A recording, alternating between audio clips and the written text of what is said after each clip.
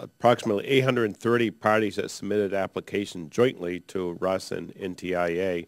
Has Russ gone through the projects and advised NTIA which ones that they will not fund?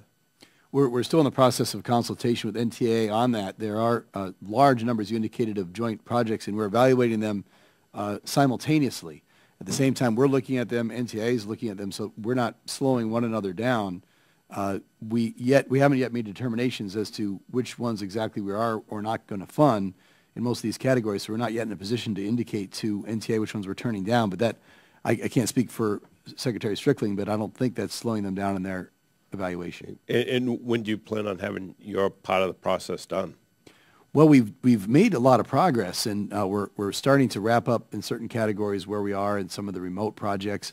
So I think, this month we will have a much better sense, I should say in November, this coming month, of where we are.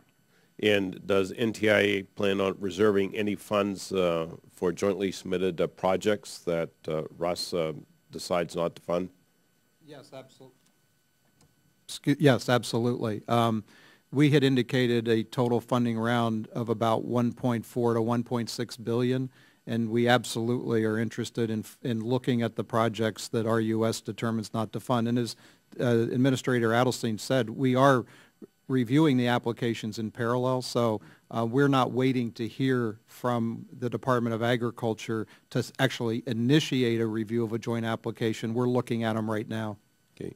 And if a project sponsor that has submitted their project to Russ due to the rural nature of its proposed serviced area, if they haven't heard anything back from Russ by now or NTIA, does that mean the project is no longer being considered?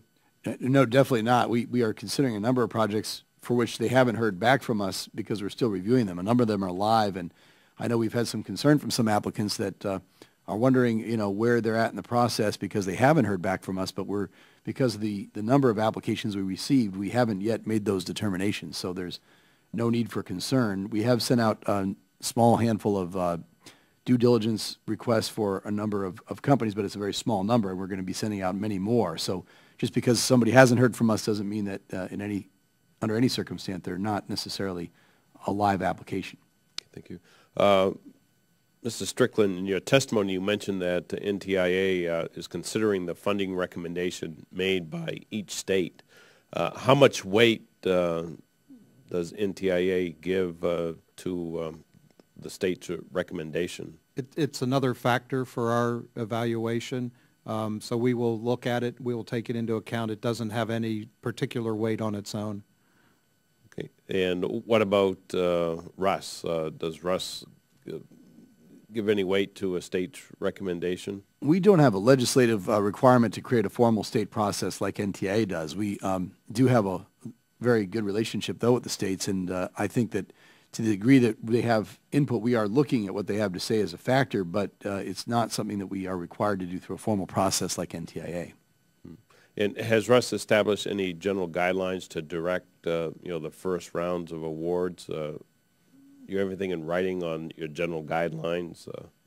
We do. We have, it's in the NOFA, very detailed requirements and very explicit criteria by which we are indicating what we are looking for in the funding pot. So we have been very clear, I think, about what the main criteria are by which we're going to judge applications in an objective way.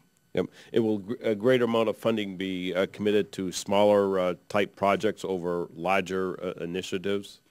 Well, we certainly hope so. I mean, we have a lot of applications from small businesses. 34% of our applications are for less than $1 million. So we traditionally, in our past experience, have given a lot of funding to small companies and startups, and we hope to continue down that path in this process. To the degree that good applications score high in our objective criteria, we are going to look forward to funding a lot of them.